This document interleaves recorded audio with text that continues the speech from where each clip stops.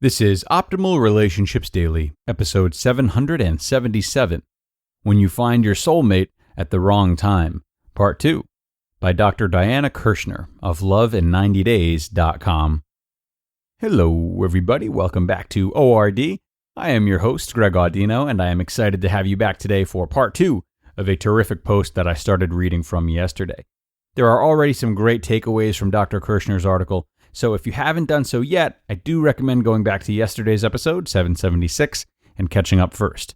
But if you're ready to go for today, so am I. Let's jump right back into this essay and continue optimizing your life.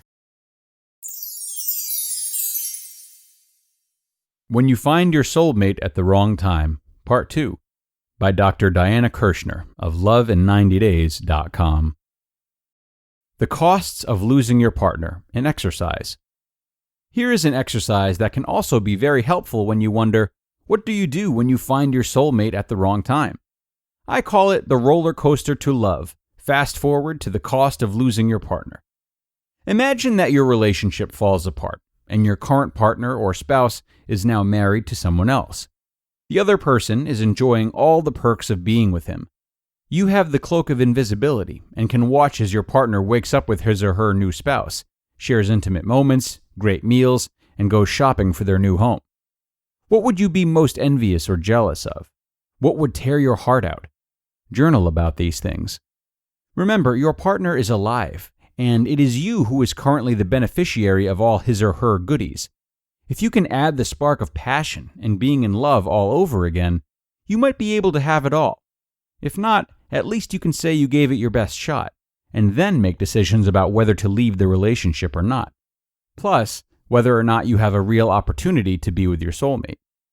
When you meet your soulmate at the wrong time, Case 2, if both of you are married. This situation is much more complicated. Your new soulmate may have kids. You may have kids. Odds are very slim that you both can work out all the marital and parenting issues and extricate yourselves from your current families and come together in a peaceful or fulfilling way. If you have an affair, one or both of you may be racked with guilt and shame. His children and/or your children may become upset, resentful, angry, and act out if the affair becomes known. Or explosive fights may break out. Or one or both spouses evict you and your married soulmate from your homes. Your friends may reject you.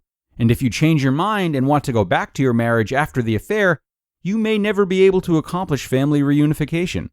Remember, married guys, no matter what they say, rarely leave their wives for other women. It is wise to protect yourself from what could be a demoralizing future. Instead, use this emotional event as a trigger to get you to work on your marriage.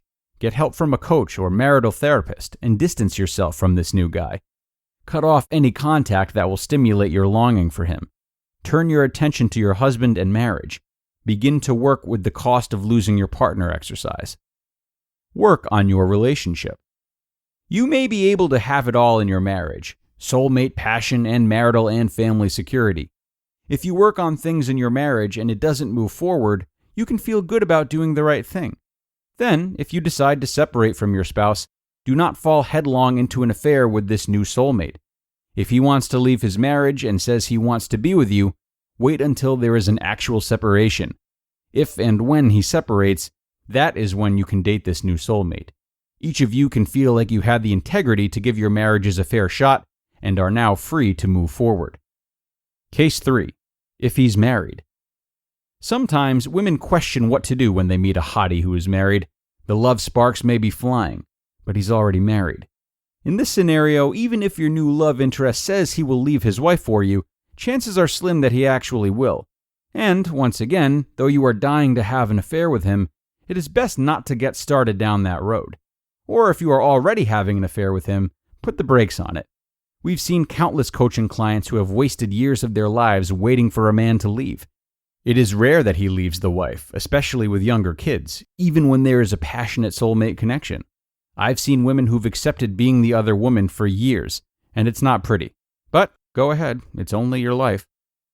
But if you want to minimize the suffering when you find your soulmate at the wrong time, it is best to pull away from your married soulmate. As you do so, the pain of withdrawal from your addiction to him may hit you. If you are in an active state of heartbreak, you need to take action. Get support from a coach or therapist. Begin to protect yourself. Do not text, email, phone, or contact him. If he contacts you, do not respond.